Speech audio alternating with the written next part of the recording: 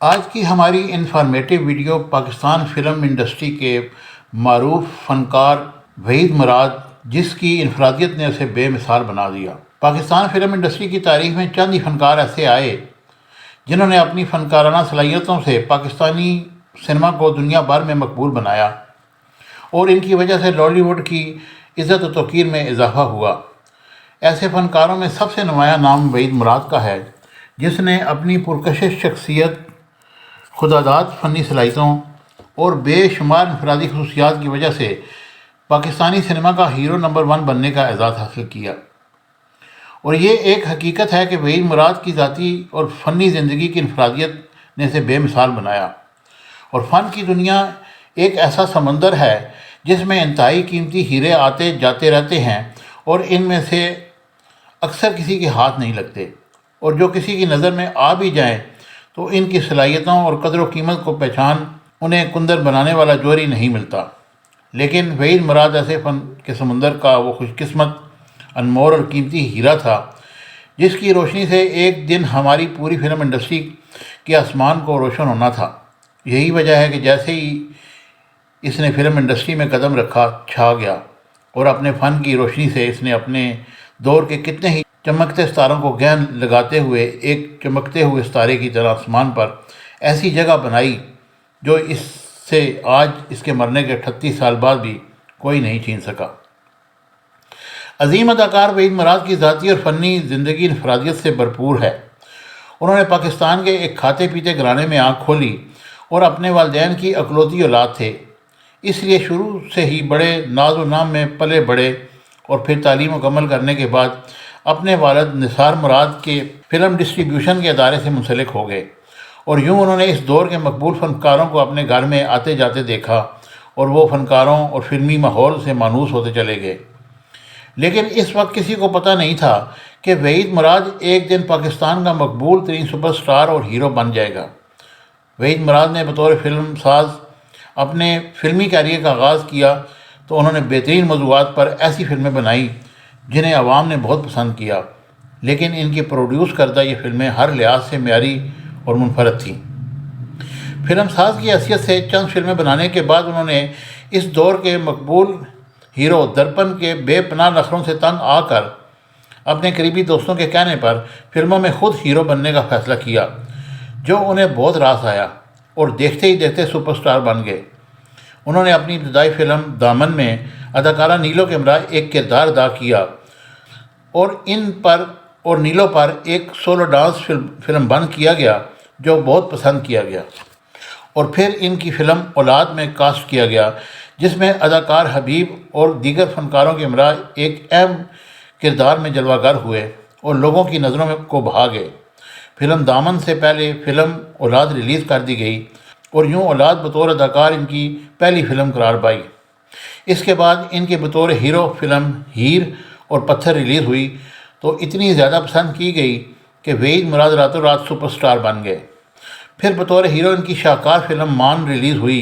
جس نے پاکستان کی پہلی پلاٹینیم جوبلی فلم ہونے کا اعزاز حاصل کیا۔ اس فلم کی بے مثال کامیابی کے بعد وحید مراد کی مقبولیت کا ایک ایسا سفر شروع ہوا جو آج ان کے مرنے کے 38 سال بعد بھی جاری ہے۔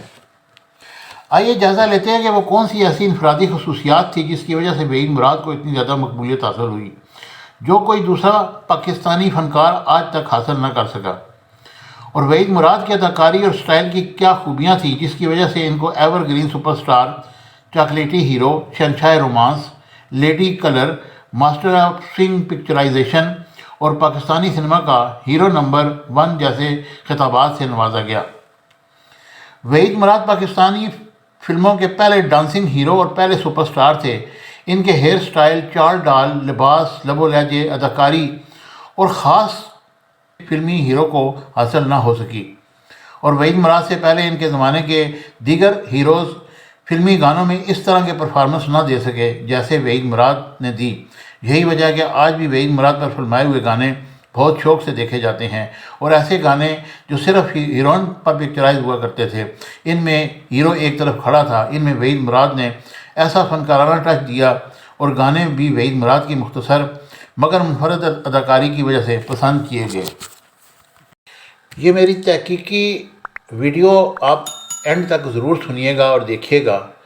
اور میرے چینل کو لائک، شیئر اور سبسکرائب کرنا نہ بھولیے۔ وحید مراد پاکستان کے وہ واحد فنکار تھے جن کے مداحوں نے سب سے پہلے ان سے منسوب ایک فین کلب آل پاکستان وحیدی کلب قائم کیا۔ کسی بھی فنکار کے مداحوں کی جانب سے بنایا گیا یہ پاکستان کا پہلا فین کلب تھا، اور اس سے قبل پاکستان میں ایسی کوئی روایت نہیں تھی۔ وحید مراد وہ پہلے پاکستانی اداکار تھے جن کے نام سے سب سے پہلے کسی روڈ کا نام رکھا گیا، اور کراچی میں سابقہ مارسٹن روڈ کا نام بدل کر باقاعدہ سرکاری طور پر وحید مراد روڈ رکھا گیا۔ وحید مراد وہ واحد پاکستانی اداکار ہیں جنہوں نے اپنے زمانے کی تقریباً تمام ہیروئنز کے ساتھ کام کیا، بلکہ وحید مراد کو یہ منفرد اعزاز بھی حاصل ہے کہ ان کے ساتھ فلموں میں ہیروئن آنے والی اداکارہ شمیم آرا، نغمہ اور بہار نے بعد میں کئی فلموں میں وحید مراد کی ماں کا کردار بھی ادا کیا، اور اداکارہ شمیم آرا نے فلم وقت اور فلم جی اور جینے دو میں، اداکارہ نغمہ نے فلم آواز میں وحید مراد کی ماں کا کردار ادا کیا۔ اور وحید مراد پاکستان کے وہ واحد فلمی ہیرو تھے جس نے کبھی ینگ ٹو اولڈ کردار ادا نہیں کیا، اور وہ کسی فلم میں کسی کا باپ نہیں بنا۔